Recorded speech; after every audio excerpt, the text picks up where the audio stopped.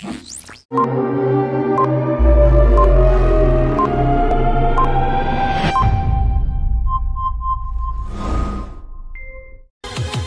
back to my channel, Al Hilal Siagian. Don't forget to subscribe, like, and comment. Thank you. Selamat pagi, salam sejahtera untuk kita semua. Apa kabar hari ini? Pertemuan kali ini kita membahas materi tentang memproduksi teks eksplanasi dengan memperhatikan struktur dan ciri kebahasaan.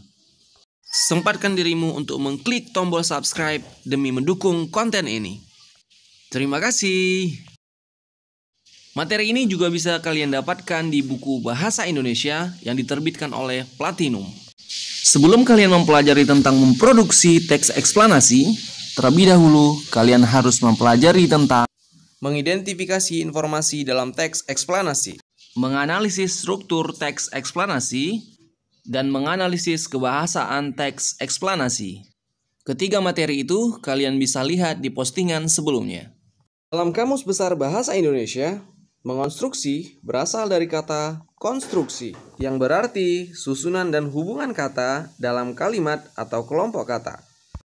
Pada dasarnya, mengonstruksi dan membangun itu sama persis. Hanya saja, jika mengonstruksi bangunan, kita mulai pondasinya dari bawah.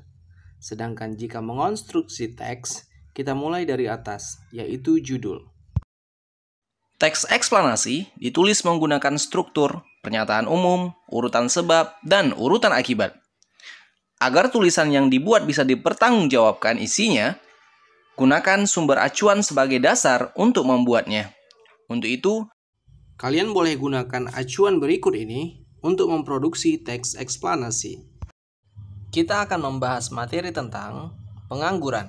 Berarti, teks eksplanasi ini berlatar sosial. Setelah itu, tulislah pengertian pengangguran secara umum, kemudian cari di buku ensiklopedia sosial atau sumber lain yang akurat. Kemudian, tulislah informasi tentang pengangguran di dunia, kemudian mengerucut di Indonesia. Kalian juga boleh menjawab daftar pertanyaan di bawah ini untuk mengisi teks eksplanasinya. Misalnya, mengapa pengangguran bisa terjadi? Siapakah yang bersalah dalam hal pengangguran ini? Karyawan, pengusaha, pemerintah, atau siapa? Nah, informasi-informasi yang tadi sudah kalian dengar adalah informasi tentang pernyataan umum dalam teks eksplanasi.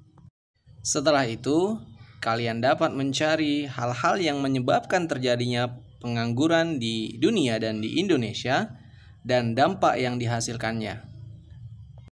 Informasi tersebut disebut dengan urutan sebab akibat. Dan yang terakhir, kalian boleh menyimpulkannya berdasarkan sudut pandang kalian sendiri dan berdasarkan isi yang telah kalian cari. Hal itu disebut dengan interpretasi. Contohnya, berdasarkan uraian di atas, sudah sangat jelas bahwa pengangguran merupakan permasalahan besar yang mesti segera diselesaikan dan diberikan solusi. Nah, tidak sulit bukan memproduksi teks eksplanasi? Sekian pertemuan kita pada kali ini. Sampai berjumpa di video selanjutnya. Terima kasih.